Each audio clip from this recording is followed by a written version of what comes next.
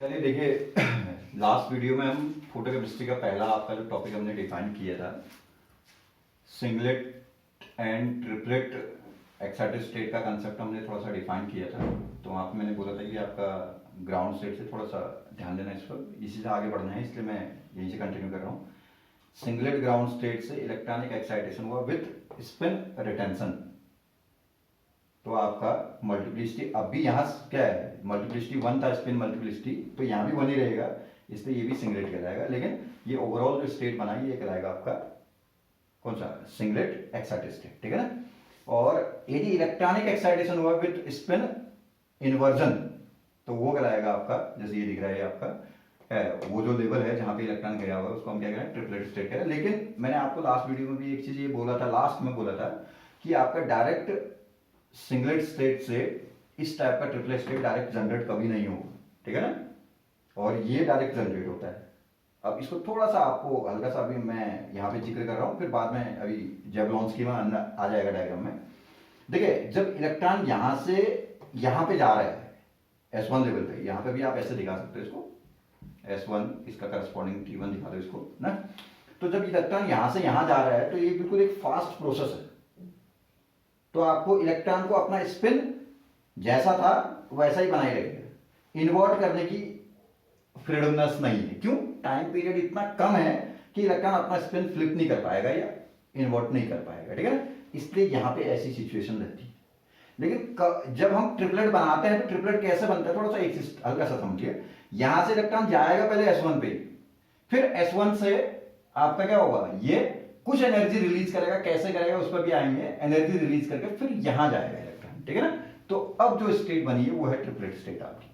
तो जो triplet state बन रहा है उसका जो पाथ है वो क्या है, काफी लॉन्गर पाथ है, यहां से यहां जाना फिर यहां जाना, तो इतना लॉन्गर पाथ है तो टाइम पीरियड इसके लिए इतना ज्यादा अवेलेबल हो जाता है कि आपका इलेक्ट्रॉन क्या कर जाता है, अपना स्पिन फ्लिप कर जाता है, इन्वर्ट कर जाता है, ठीक है। इसलिए ट्रिपलेट एक्साइटेड स्टेट की जो हम बात करते हैं तो हम कहते हैं कि ट्रिपलेट एक्साइटेड स्टेट में ऑलवेज स्पिन इन्वर्जन होगा, क्योंकि उसका लॉन्गर पाथ होने से उतना उसको टाइम पीरियड मिल गया कि अपना स्पिन इन्वर्ट कर सके। लेकिन ये बिल्कुल सीधा सा पाथ है आपका, बहुत शॉर्ट टाइम पीरियड का पाथ है, इसलिए इसको इतना टाइम नहीं मिल पाया कि इलेक्ट्रॉन अपना स्पिन क्या कर सके, इन्वर्ट कर सके, ठीक है ना। तो ये थोड़ा सा जिक्र करें। और सिंगलेट जो आपका S1 लेवल होगा उससे T1 लेवल थोड़ा सा नीचे होगा, ठीक है ना।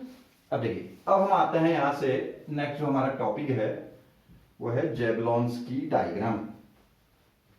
और जेवलॉन्स्की के अंदर से हो सकता है पूरा जेवलॉन्स्की आ जाए, कभी पेपरों के अंदर ये आपका हो सकता है पार्ट में, उसके अंदर से कुछ भी पूछा जा सकता है, तो आप उसको पूरा ध्यान से देख लीजिए।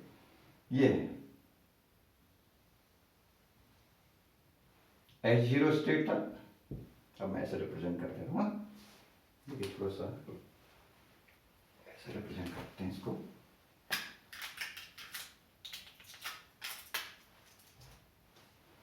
ये है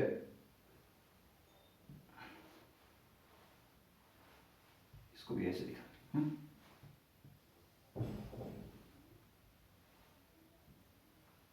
ये ठीक है ना।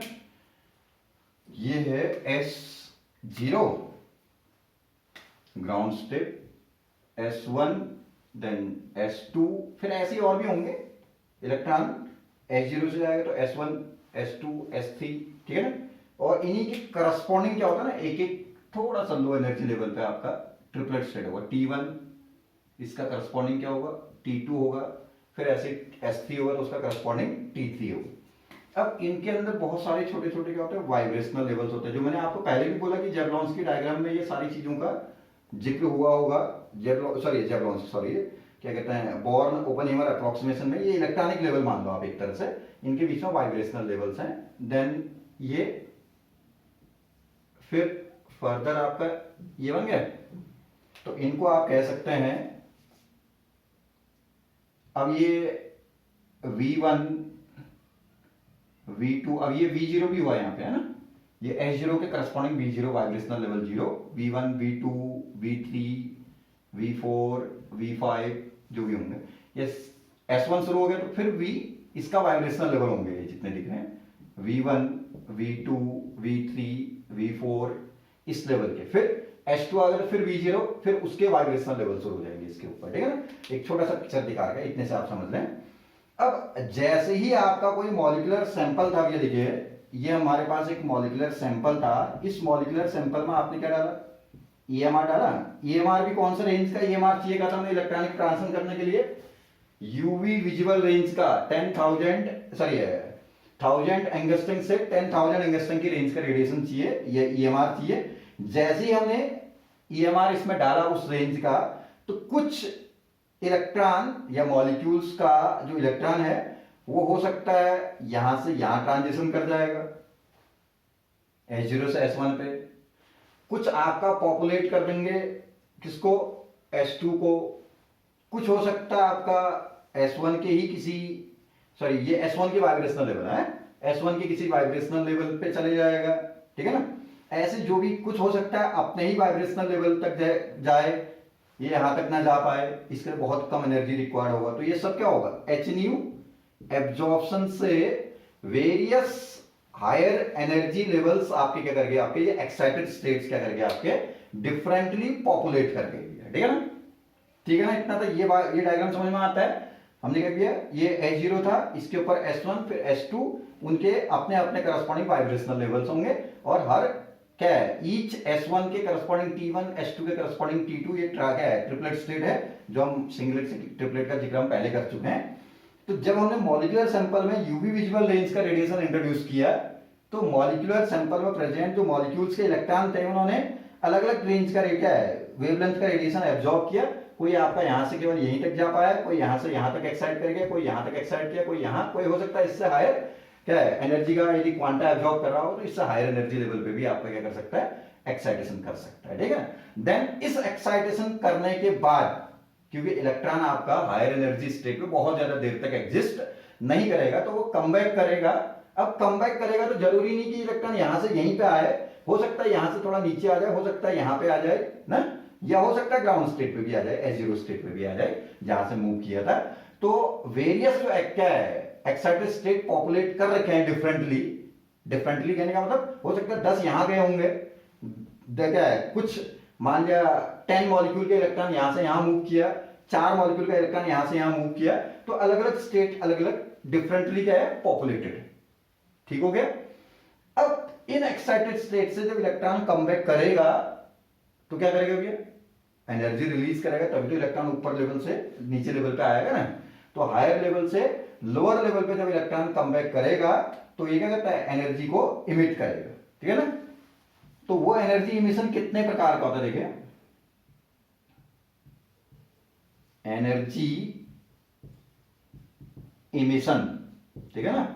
ये एनर्जी इमिशन होते हैं दो टाइप का, ठीक है ना। एक होता है रेडिएटिव इमिशन, दूसरा होता है आपका non radiative emission, non radiative emission, ठीक है ना। तो जो रेडिएटिव इमिशन है उसमें क्या होगा कि इलेक्ट्रॉन हायर लेवल से लोअर लेवल पे आएगा, कमबैक करेगा bye releasing the energy in the form of radiation quanta, light के फॉर्म में या क्वांटा के फॉर्म में यदि एनर्जी को इमिट करते हुए हायर लेवल से लोअर लेवल पे कमबैक कर रहा है, तो ऐसा इमिशन क्या कहलाएगा, आपका रेडिएटिव इमिशन कहलाएगा, ठीक है। और यदि हायर लेवल पे से लोअर लेवल पे यदि कमबैक कर रहा है और बाय एनर्जी रिलीजिंग, क्योंकि एनर्जी के दो फॉर्म हो सकते हैं क्या, या तो लाइट के फॉर्म में एनर्जी निकलेगा या हीट के फॉर्म में निकलेगा। तो यदि हीट के फॉर्म में एनर्जी को इमिट करते हुए हायर लेवल से लोअर लेवल पे कमबैक कर रहे हैं, तो ऐसे इमिशन क्या कहलाएंगे, आपके नॉन रेडिएटिव इमिशन कहलाते हैं, ठीक है ना। फिर उसके बाद रेडिएटिव इमिशन के अंदर भी यदि हम चलते हैं तो दो डिफरेंट टाइप के टर्म्स आपको इसके अंदर दिखेंगे, यहां 3 डिफरेंट टाइप के टर्म्स आपको दिखेंगे। क्या क्या है जरा देखिए, ये है IC, ISC, VC, और यहां फ्लोरिसेंस एंड फॉस्फोरिसेंस, ठीक है। चलिए अब हम एक एक करके इन पे जिक्र करते हैं। देखिए ये एक्साइटेशन का डायग्राम समझ में आता है सबको, मॉलिक्यूलर सैंपल था, सैंपल में आपने रेडिएशन डाला, यूवी विजुअल रेंज का रेडिएशन डाला, तो सैंपल में प्रेजेंट डिफरेंट मॉलिक्यूल्स के जो इलेक्ट्रॉन थे जो ग्राउंड स्टेट पे थे, सिंगलेट ग्राउंड स्टेट पे थे, वो आपका क्या करके वहां से एक्साइट करके डिफरेंट एक्साइटेड स्टेट्स को, हो सकता है कोई वाइब्रेशनल लेवल, हो सकता है कोई सिंगलेट लेवल, हो सकता है उससे ऊपर जो भी है, ठीक है, different excited states differently populate करेंगे, ठीक है ना। और इन डिफरेंट एक्साइटेड स्टेट के पॉपुलेट करने के बाद एक सर्टेन टाइम पीरियड के बाद इलेक्ट्रॉन कम बैक करेगा। हो सकता है वो कम बैक ग्राउंड स्टेट तक ही हो जाए, या हो सकता है अपने से किसी भी लोअर एनर्जी स्टेट तक होगा, ठीक है। तो वो कम बैक करते समय इलेक्ट्रॉन को क्या करना पड़ेगा, एनर्जी को रिलीज करना पड़ेगा। तो वो एनर्जी रिलीज करेगा तो किस फॉर्म में रिलीज करेगा, दो फॉर्म में रिलीज कर सकता है। उसी के अकॉर्डिंग एनर्जी इमिशन कितने टाइप का हमने बोल दिया, दो टाइप का। रेडिएटिव इमिशन, जहां पे एनर्जी लाइट के फॉर्म में इमिट होगा, that will be called as radiative emission. जहां क्वांटा के सॉरी हीट के फॉर्म में इमिट होगा, that will be called as non radiative emission. ठीक, नॉन रेडिएटिव तीन तरह का होता है, एक कहलाता है इंटरनल कन्वर्जन, दूसरा इंटर सिस्टम क्रॉसिंग, और तीसरा वाइब्रेशनल कैस्केडिंग कहते हैं, ठीक है। Internal conversion, inter system crossing and vibrational cascading. और रेडिएटिव इमिशन दो तरह का होता है, एक फ्लोरिसेंस होता है, एक फॉस्फोरेसेंस। इन दोनों में डिफरेंस भी आपको कभी पूछ देता है, तो अभी खैर उस पर आते हैं, ठीक है। देखिए देन उसके आगे अब हम इन सारे प्रोसेसेस को एक एक करके वन बाय वन डिफाइन करते हैं, जरा उसको देखिए।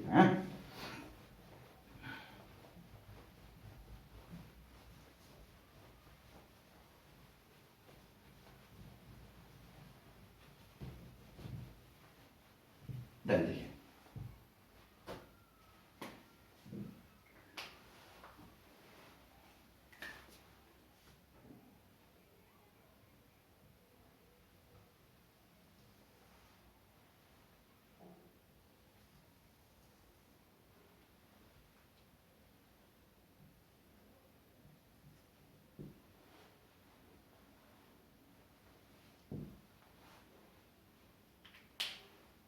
ये क्या हो गया, H0 S1 देन S2, इसके ऊपर को S3 जो भी चलेगा ऊपर, ठीक है। और इनके करस्पॉन्डिंग क्या होता है हमें, यहाँ पे एक ट्रिपलेट स्टेट होगा T1, यहाँ T2, देन इनके अंदर क्या होता है, ईच स्टेट के अंदर वेरियस वाइब्रेशनल स्टेट्स होंगे या लेवल्स होंगे, जो भी कहते हैं, ये बना है।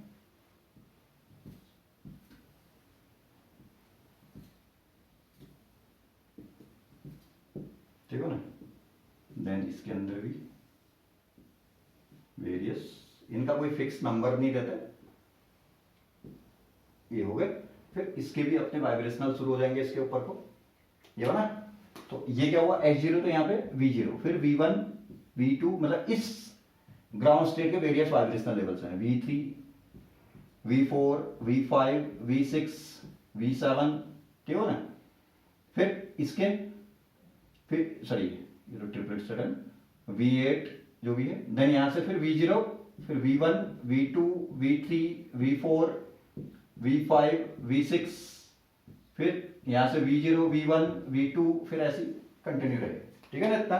तो different excited state differently populate हुए थे, ये तो आपने देख लिया। अब ये कहता है कि आपका हायर स्टेट से, हायर एक्साइटेड स्टेट से रेडिएटिव इमिशन की हम बात करते हैं, यदि लाइट के फॉर्म में एनर्जी को इमिट करके कमबैक करता है, तो ऐसा कमबैक क्या कहलाता है, आपका रेडिएटिव इमिशन। उसमें से भी दो तरह का रेडिएटिव इमिशन है। अब देखिए जैसे हमारा इलेक्ट्रॉन गया था कहां पे, S1 पे गया था, तो ये हुआ था, इसको मैं ऐसे दिखाता हूं, यहां गया था, क्वांटा लेके यहां गया, फिर यहां से आपका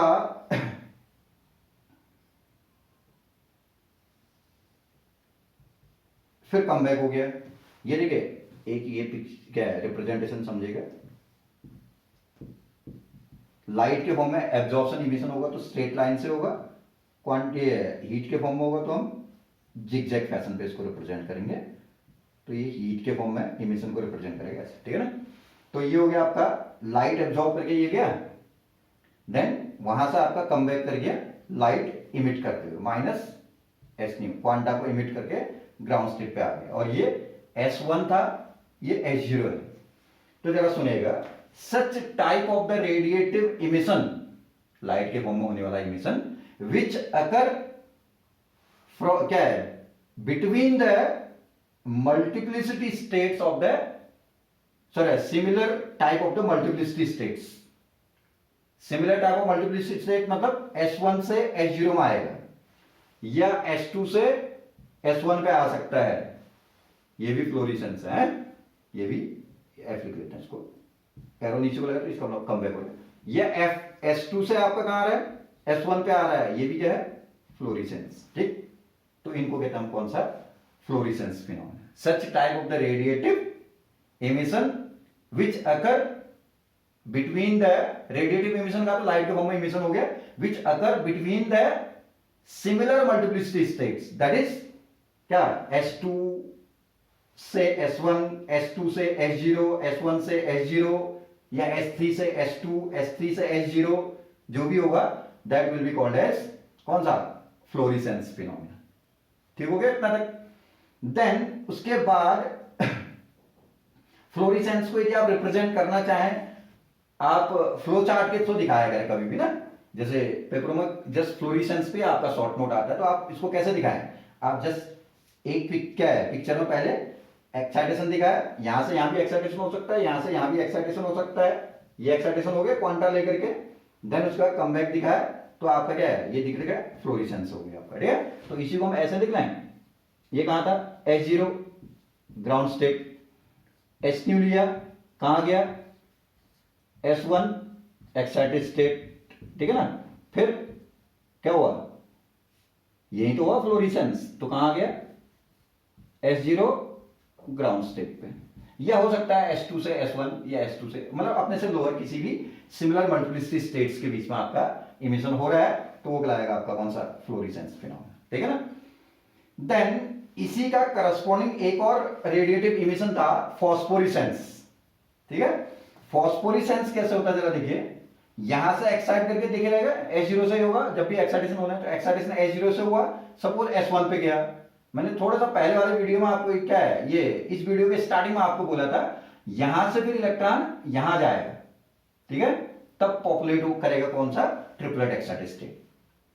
जब भी क्वांटा लेंगे तो S0 से पहले कहां जाएगा, S1 पे जाएगा, S1 से कुछ एनर्जी को निकालेगा, तो S1 से थोड़ा नीचे होता है, एनर्जी निकालेगा, किस फॉर्म में भी बात करते हैं, तो फिर S1 से एनर्जी निकाल करके कहां गया, ट्रिपलेट स्टेट पे गया। देख, तो ट्रिपलेट से आपका रेडिएटिव इमिशन हो रहा है सिंगलेट में, डिफरेंट मल्टीप्लिसिटी स्टेट्स के बीच में रेडिएटिव इमिशन हो रहा है, that is called as phosphorescence phenomena. और ये यहां से भी हो सकता है इलेक्ट्रॉन पहले यहां से S2 पे गया, S2 से फिर कुछ एनर्जी निकाल करके T2 पे गया, कैसे निकालेगा उस पर भी बाद में बात करेंगे हम। T2 से फिर आपका S1 पे आ गया, ये भी क्या हुआ, फॉस्फोरिसेंस हो गया। या T2 से कहां भी आ सकता है, S0 पर भी आ सकता है, ये भी फॉस्फोरिसेंस हो गया आपका। ठीक है, रेडिएटिव इमिशन मेरे ख्याल से कोई कंफ्यूजन नहीं होना चाहिए। रेडिएटिव इमिशन में क्या होगा, एक्साइटेशन हुआ, एक्साइटेशन होने के बाद सिमिलर मल्टीप्लिसिटी स्टेट्स के बीच में क्या है, एनर्जी को रेडिएशन के फॉर्म में इमिट करते हुए क्या है, लोअर स्टेट में कमबैक हो रहा है। जरूरी नहीं है कि वो S0 में होगा, मैं बार बार कह रहा हूं, S2 से हो रहा है तो S1 पे होगा, S2 से हो रहा है तो S0 पर भी हो सकता है, S1 से हो रहा है तो S0 पर ही होगा, उससे नीचे वाला सिमिलर मल्टीप्लिसिटी स्टेट S0 ही है, तो ये फ्लोरिसेंस। और डिफरेंट के बीच में हो रहा है, T से S में हो रहा है, ठीक है ना, T से S में हो रहा है, या T1 से S0 में, या T2 से S1 में, या T2 से S0 में भी हो सकता है, T और S अलग अलग मल्टीप्लिसिटी वाले हैं, ठीक है ना। तो रेडिएटिव इमिशन होगा तो उस रेडिएटिव इमिशन को कहते हैं फॉस्फोरिसेंस फिनोमेना कहते हैं, ठीक है। और जो फॉस्फोरिसेंस फिनोमेना है उसको डिले फ्लोरिसेंस भी कहते हैं। अब एक और तरीके से मैं इन दोनों को डिफाइन कर रहा हूं, इसको आपने ऐसे दिखा दिया ना, ठीक हो गया। फॉस्फोरिसेंस का फ्लो चार्ट बनाएंगे तो कैसे बनाएंगे, S0 से कहां जाएगा, क्वांटा लेके S1 पे चलेगा, S1 पे गया, S1 से एनर्जी निकाल करके पहले कहां जाएगा, T1 पे जाएगा, फिर T1 से फिर फॉस्फोरिसेंस होके S0 पे आएगा। बात समझ में आता है ना सबको, ये क्लियर हो जाएगा, ठीक। अब मैं एक चीज आपको बता रहा हूं, जरा सुनिएगा, इन्हीं दोनों टॉपिक को, फॉस्फोरिसेंस फ्लोरिसेंस बहुत ज्यादा शॉर्ट नोट रहता है इन पे, तो इन्हीं दोनों टर्म्स को मैं दूसरे तरीके से डिफाइन करता हूं। ये कहते हैं सच type of the radiative emission, such type of the radiative emission which is stopped instantaneously with the cut off the incident source. क्या कहते हैं, सच type of the radiative emission which is stopped with the cut of, which is stopped instantaneously, तुरंत, with the cutoff of the incident source, that will be called as fluorescence phenomenon। ठीक है ना, क्योंकि देखिए ये इतना फास्ट प्रोसेस है, देखिए यहां से यहां गया, सीधे वहीं से वापस आ जाना है, कहीं कोई घूम फिर के नहीं आना है। तो ये क्या है, जैसे हम क्या है, जैसे हमारे पास मॉलिक्यूलर सैंपल था ना, तो सैंपल में हमने रेडिएशन डाल रहे हैं, तो जब तक हम रेडिएशन डाल रहे हैं तो ये तो इतना फास्ट प्रोसेस है, लगभग आपको बताएं तो ये लगभग 10 की पावर क्या है -8 to 10 की पावर -12 सेकंड में हो जाने वाला प्रोसेस है। ठीक है, इतना फास्ट है, 1 सेकंड समझते हैं, उसका भी क्या है 10 की पावर -8 -12 है, अप्रोक्स इस रेंज में है। तो इतने शॉर्ट टाइम पीरियड के बाद आपका कमबैक हो जाए, तो एक तरह से जैसे आपने सोर्स गया, आपके पास सैंपल है, लाइट सोर्स डाल रहे हैं ना, जो यूवी विजुअल रेडिएशन का सोर्स है वो डाला, तो आपको तुरंत गया, तुरंत वापस आ गया।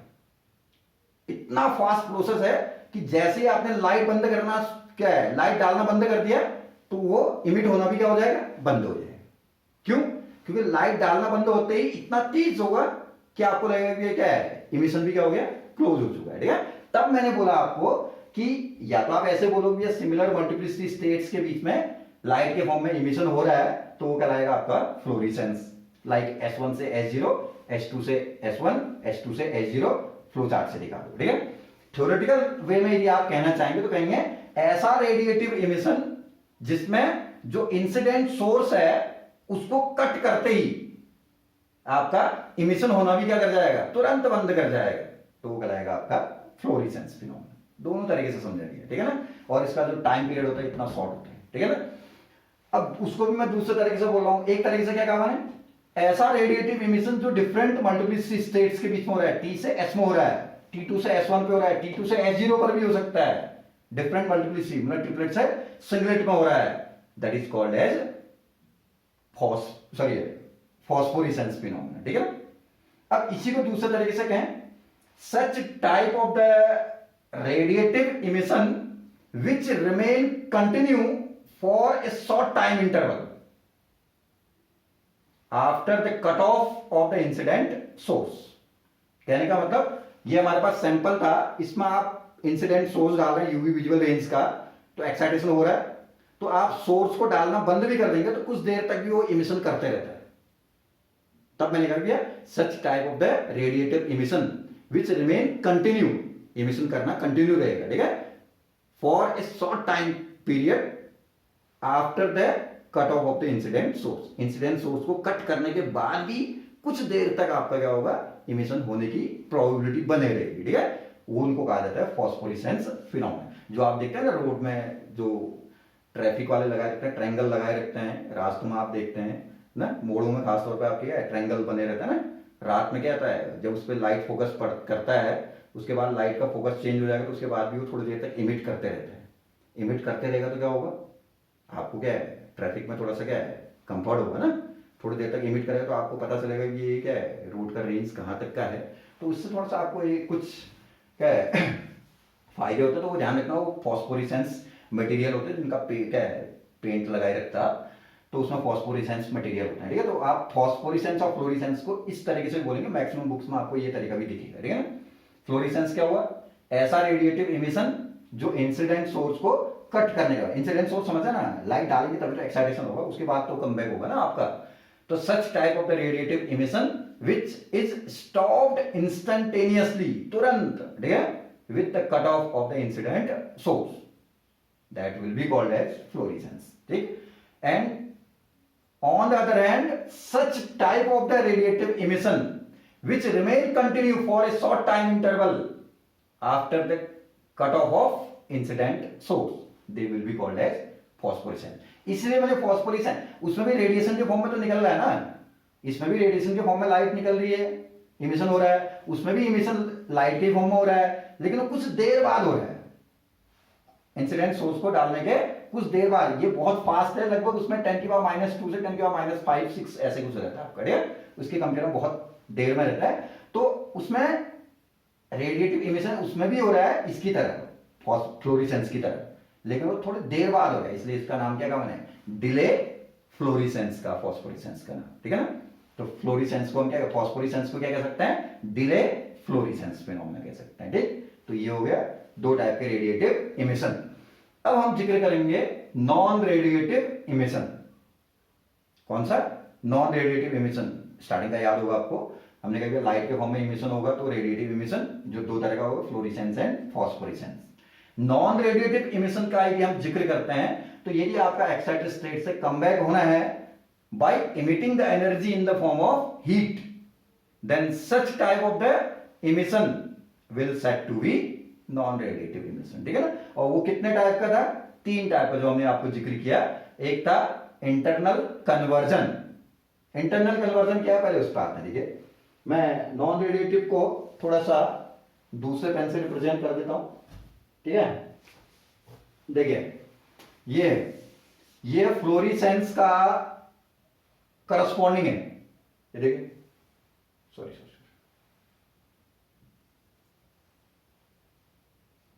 मैंने कहा ना हीट के फॉर्म में अगर इमिशन होगा तो जिगजैग दिखाएंगे। तो ये हो गया, ये कहलाता है IC।